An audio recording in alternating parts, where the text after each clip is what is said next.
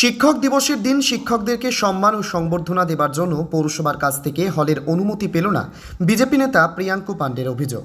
প্রতি বছরের মতো এবারও শিক্ষকদের সম্মান দেবার জন্য বিজেপি নেতা প্রিয়াঙ্কু পাণ্ডে ভাটপাড়া পৌরসভার কাছে প্রেক্ষাগৃহ ভাড়া চেয়েছিল, কিন্তু অনুমতি দেয়নি পৌরসভা। এমনকি বেসরকারি হলগুলো যাতে না পায় সেখানেও বাধা দিচ্ছে, এমনটা অভিযোগ বিজেপি নেতার।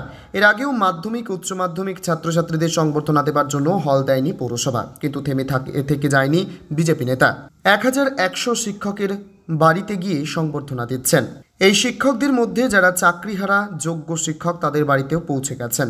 এই কথা সম্পূর্ণ অস্বীকার করেন ভাটপাড়া পৌরসভার ভাইস চেয়ারম্যান দেবজ্যোতি ঘোষ। তিনি বলেন, সম্পূর্ণ মিথ্যে কথা বলে রাজনীতি করার চেষ্টা করছে।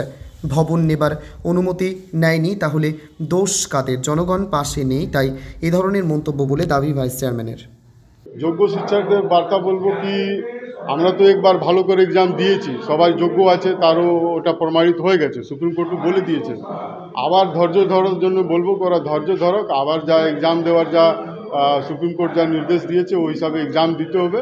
আবার উনি সফল হবেন, আর যদি ওরা যোগ্য আছেন আবার নর্মাল লাইফেও চলে আসবেন, যা আছে অসুবিধা আছে। সমাজের মূল সৃজনকারী হচ্ছেন শিক্ষক। সেই শিক্ষককে সম্মানিত করতে গিয়ে, তার আশীর্বাদ নিতে গিয়ে যদি হল না পাওয়া যায়, এটা দুর্ভাগ্যজনক। পলিটিক্যাল জায়গাতে থাকুক, কিন্তু সমাজের কাজে সেখানে আটকানো হচ্ছে, এটা দুর্ভাগ্যজনক।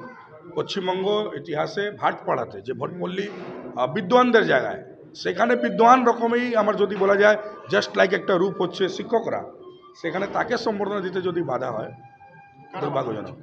পৌরসভাতে যারা বসে আছেন, ভাটপাড়া পৌরসভা পার্টটা, এবার শুধু ওইটা না, প্রাইভেট হলগুলোকে বারণ করা হচ্ছে, তাকে চমক দেওয়া হচ্ছে, তাকে ওনারকে এই মিথ্যা কথা বলে আপনাদের মিডিয়ার সামনে এই মিথ্যা কথা বলে রাজনীতিতে বেঁচে থাকার চেষ্টা করছে।